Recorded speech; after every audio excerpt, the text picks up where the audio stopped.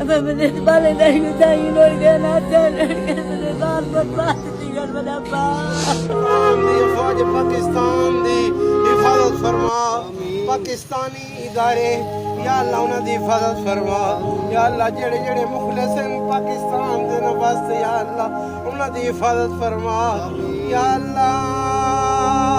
سارے ملک پاکستان دے اندر اسلام دا بول بالا فرما لا الہ الا اللہ محمد رسول اللہ دا پرچم بلند فرما لا الہ الا اللہ